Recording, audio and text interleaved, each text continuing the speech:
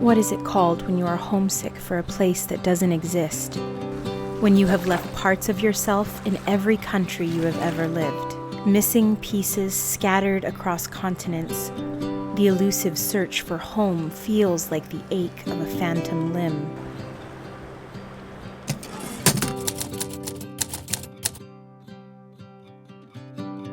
I have a complicated relationship with the airport.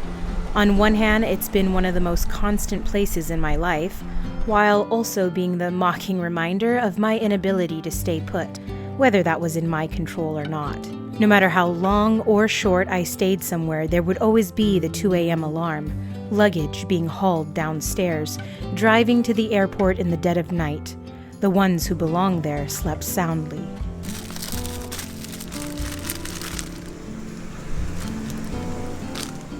I know exactly where at the departure gate the lump starts to form in my throat, and more importantly, how to swallow it with ease.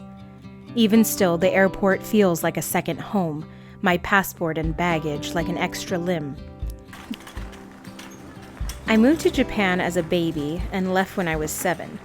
Somehow this became my internal clock, so wherever I'm living, when that 7-year mark comes creeping in, I get really itchy. I guess I'd rather see myself out than wear out my welcome.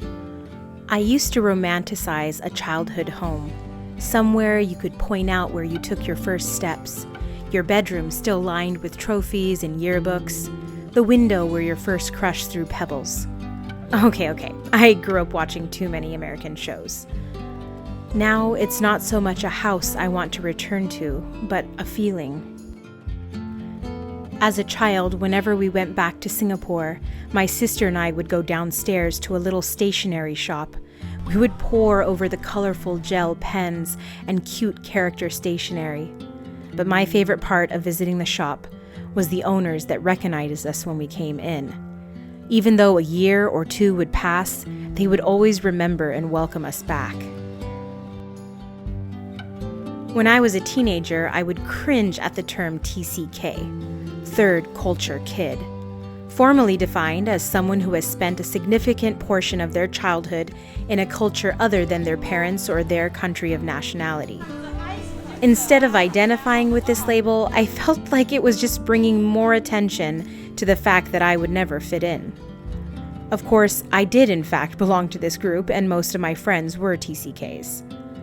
We built our own little culture. It's a common experience for expats and TCKs to flock together.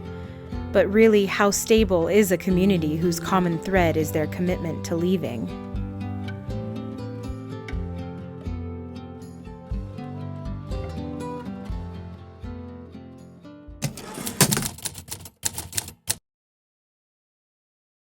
A few months ago, I found out about this new Singaporean street food pop-up.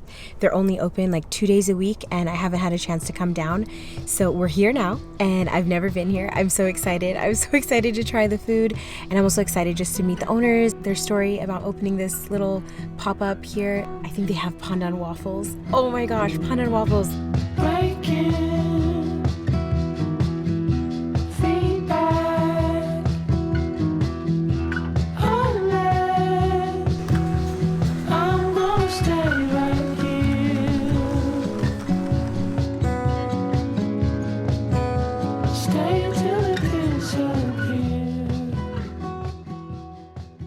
In recent years, I've grown more comfortable to claim my birthplace as my answer to the dreaded question, where are you from?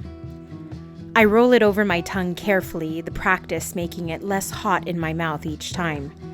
Still, I have this fear someone will jump out, point and say, no, you're not from Singapore.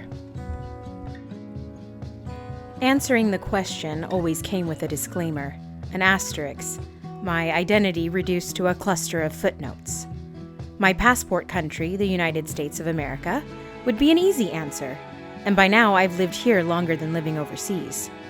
All my children were born here. I've moved through cities and states, yet saying it still leaves a sour aftertaste. What's that?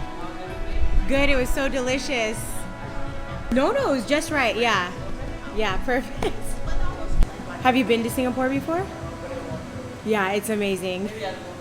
You're just telling me you're from Singapore? Oh, yes. Which I gathered Oh, from yes, your yes, I am from Singapore. Yeah. And then Yeah, oh it's yeah, I very love it. nostalgic. Yes, yes. I was like, I almost started crying when I ate the pandan waffles because it just brought me back to my childhood. Yeah, downstairs, Going downstairs. HDB had the pandan waffles. exactly. And, yeah, it was so nice to meet you. Bye, Katrina. Yeah, see you. Good to meet you.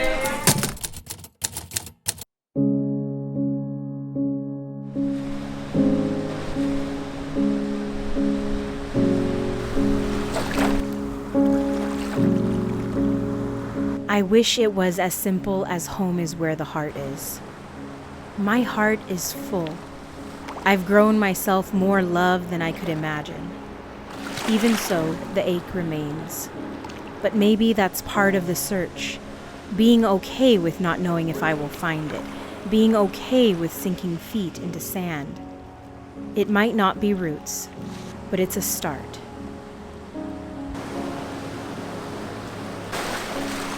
Finding joy in the mystery, embracing the freedom and flexibility, savoring the memories I've collected across continents. Finding contentment in the discomfort.